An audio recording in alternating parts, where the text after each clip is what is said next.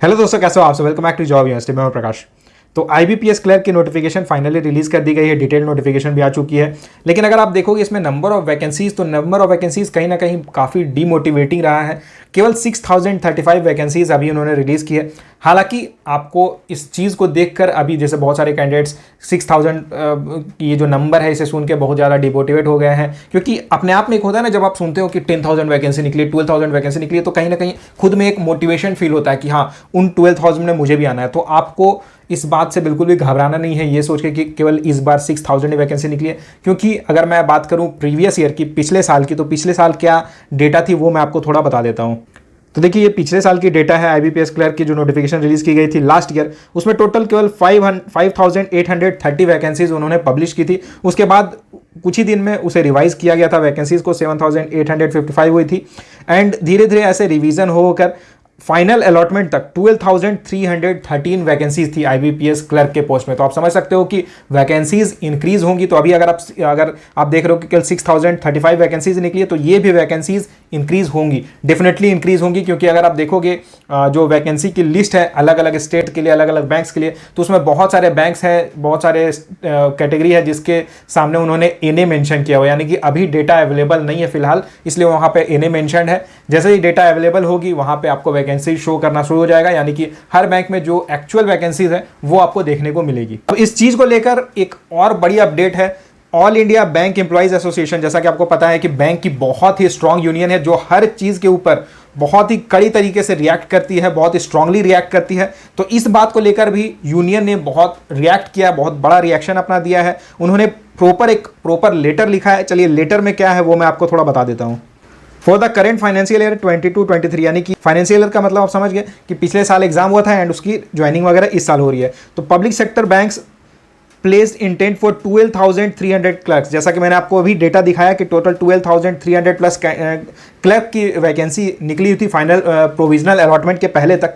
तो उसी बारे में यहाँ लिखा गया है कि पिछले साल तो इतनी वैकेंसी निकली हुई थी, लेकिन इस ईयर जो आपने नोटिफिकेशन पब्लिश की है उसमें केवल 6000 वैकेंसीज ही क्यों शो की जा रही है। और कई टॉपिक के ऊपर इन्होंने बात किया है, जैसे when thousands of vacancies remain Anfield in all the banks. आपको भी पता है बैंक में, अगर आप देखते होगे, सुनते भी होगे, जो लोग बैंक में ऑलरेडी वर्क कर रहे हैं उनसे आप सुनते हो कि बैंक में बहुत ज़्यादा स्टाफ की रिक्वायरमेंट है, बहुत ज़्यादा शॉर्टेज है। तो वही बात इन्होंने यहाँ लिखी है कि बहुत ज़्यादा वहाँ वैकेंसीज है जो अभी भी अनफिल्ड है। दूसरी बात यह है, there is acute shortage of staff, बहुत ज़्यादा स्टाफ की कमी है अलग अलग ब्रांचेज में। When employees are finding it difficult to complete the daily work within the stipulated working hours। कई बार आप ये भी सुनते होगे बैंक एम्प्लॉइज से, बैंक क्लर्क हो या बैंक पीओ हो, कि मैं सुबह जाता हूँ 9 बजे एंड फिर रात में 8 बजे आती है, 9 बजे आती है, 10 बजे आती है। तो ऐसा क्यों होता है? क्योंकि एम्प्लॉइज कम है। ऑब्वियसली एक स्टाफ के ऊपर अगर ज़्यादा काम दे दिया जाएगा, ज़्यादा काम थोप दिया जाएगा और उसे बोला जाएगा कि नहीं तुम्हें आज करना ही है, तो फिर वो क्या करेगा एम्प्लॉय? आप ही बताओ। फिर तो उन्हें वही होगा कि 8 बजे तक, 9 बजे तक या 10-11 बजे तक भी रुकना पड़ सकता है काम करने के लिए। तो वही चीज़ होती है, वर्किंग आवर बिना मतलब का बढ़ रहा है। क्यों? क्योंकि स्टाफ की बहुत ज़्यादा शॉर्टेज है। When there is urgent need to go for more and more recruitment of clerks to fill up these vacancies and ease the work pressure on the employees। Employees के ऊपर वर्क प्रेशर बहुत ज़्यादा है। इसका एक ही उपाय है कि अब ज़्यादा से ज़्यादा रिक्रूटमेंट की जाए, और इसलिए डिमांड की जा रही है कि ज़्यादा से ज़्यादा क्लर्क के पोस्ट में रिक्रूटमेंट आनी चाहिए। साथ ही साथ इन्होंने एक बात और भी कही है, when adequate manpower is required to ensure proper customer service. क्योंकि कस्टमर, ये जो पूरी बैंकिंग सिस्टम है, क्या है? कस्टमर सर्विस है। तो कस्टमर सर्विस को बेहतर बनाने के लिए यही किया जा सकता है कि ज़्यादा से ज़्यादा मैन पावर रहनी चाहिए किसी भी ब्रांच में। जितनी एडिक्वेट जितनी रिक्वायर्ड है, जितनी मैन पावर रहनी चाहिए, उतनी अगर मिनिमम रहेगी तो ही प्रॉपर तरीके से कस्टमर सर्विस दी जा सकती है। तो वही बात इन्होंने की है, बहुत ही बेहतरीन बात इन्होंने कही है यहाँ पे। स्टेट वाइज वैकेंसीज अभी अगर आप देखोगे तो टोटल 6035 वैकेंसीज है। उत्तर प्रदेश में 1089 वैकेंसीज रिलीज की गई है। महाराष्ट्र में 775 वैकेंसीज है। वेस्ट बंगाल, जो कि इतना बड़ा स्टेट अपने आप में है, इसमें केवल 528 वैकेंसी रिलीज की गई है। पंजाब में 407 वैकेंसी। ऐसे ही अगर आप देखोगे दिल्ली में 295 वैकेंसी है। और यहाँ पे आप अपने स्टेट के अकॉर्डिंग देख सकते हो वैकेंसीज। बिहार में कुछ 281 वैकेंसीज रिलीज़ की गई है। हरियाणा में 138 वैकेंसीज रिलीज़ की गई है, जो कि बहुत कम है। स्टेट के अकॉर्डिंग एक स्टेट में इतनी कम वैकेंसी निकली है, तो आप समझ सकते हो। हालांकि ये वैकेंसीज ऑब्वियसली इंक्रीज तो होंगी, लेकिन फिर भी एक अगर इनिशियल लेवल पे ही अगर ज़्यादा वैकेंसी देखने को मिलता है तो अपने आप में भी एक उत्साह रहता है कि हाँ, ज़्यादा वैकेंसीज है और तगड़े तरीके से मैं मेहनत करूंगा, ये हो जाता है। उसके बाद अगर आप देखोगे झारखंड में केवल 69 वैकेंसी निकली हुई है। उत्तराखंड में 19 वैकेंसी निकली हुई है। तो मतलब अपने आप में ये बहुत थोड़ा सा एक हो जाता है कि वैकेंसी ज़्यादा होनी चाहिए, ऑब्वियसली वैकेंसी ज़्यादा होनी चाहिए, खास करके अभी के टाइम में गवर्नमेंट जॉब की बहुत ज़्यादा रिक्वायरमेंट है। और लेकिन ऐसा क्यों हो रहा है, इसके रिगार्डिंग मैंने एक सेपरेट वीडियो में, आज अगर मॉर्निंग की वीडियो आपने देखी होगी तो उसमें मैंने बताया भी था कि ऐसा क्यों किया जा रहा है, वैकेंसीज को इतना कम क्यों निकाला जा रहा है, इतना कम क्यों किया जा रहा है।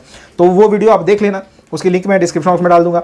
और देखिए यहाँ पे एक बात उन्होंने और कही है, they want to reduce recruitment and resort to outsourcing. Outsourcing क्या होता है? आउटसोर्सिंग का मतलब ये होता है कि बाहर से यानी कि कॉन्ट्रेक्चुअल वर्कर्स को हायर किया जाता है एंड उनसे फिर काम कराया जाता है। तो जहाँ पे आपको, जैसे अगर आप क्लर्क के पोस्ट में ज्वाइन करते हो, आपकी सैलरी 30,000 रहेगी एंड उसके बाद पर्क्स वगैरह एक्स्ट्रा मिला के 40,000 सपोज आपकी सैलरी बनती है, तो वो लोग क्या करेंगे, बाहर से कुछ इंप्लॉइज को हायर कर लेंगे, 4 इंप्लॉइज को हायर, 4 स्टाफ को उन्होंने हायर कर लिया टेम्पररी बेसिस पे एंड उन्हें 10,000 की सैलरी दी। तो 40,000 में जहां एक एम्प्लॉय को, एक स्टाफ को रखते हैं, वहां पे वो 4 एम्प्लॉय से काम करवा रहे हैं।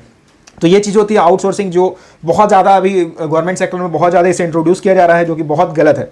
और all India banking employees association ने ये बात भी कही है कि एक प्लानिंग वो कर रहे हैं एक एक्सक्लूसिव एजिटेशन एंड स्ट्राइक के लिए on this vital issue of adequate recruitment. क्योंकि अगर रिक्रूटमेंट नहीं रहेगी तो ऑब्वियसली एक तो काम पे बहुत ज़्यादा फर्क पड़ता है, उसके बाद वर्क आवर आपकी बढ़ जा रही है, स्ट्रेस बिना मतलब का बढ़ रहा है। जहाँ जो काम 2 एम्प्लॉइज़ को मिलकर करना चाहिए वो काम अकेला एक बंदा कर रहा है, तो उसके कारण तो स्ट्रेस ऑब्वियसली बढ़ेगा। इसलिए बोले जा रहा है अभी के कारण ऐसा हो गया है कि बैंक की जो जॉब है बहुत ज़्यादा स्ट्रेसफुल हो गया। लेकिन वही अगर वैकेंसी ज़्यादा रहती है, ज़्यादा एम्प्लॉइज़ को हायर किया जाता है, ज़्यादा स्टाफ को हायर किया जाता है, तो ये जो प्रेशर वगैरह रहता नहीं, ये काफ़ी कम हो जाएगा।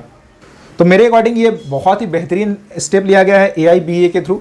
और आप इसके रिगार्डिंग आपकी क्या सोच है, आप मुझे कमेंट करके जरूर बताना। और आप ये कमेंट करके बताना कि आप किस स्टेट से बिलोंग करते हो।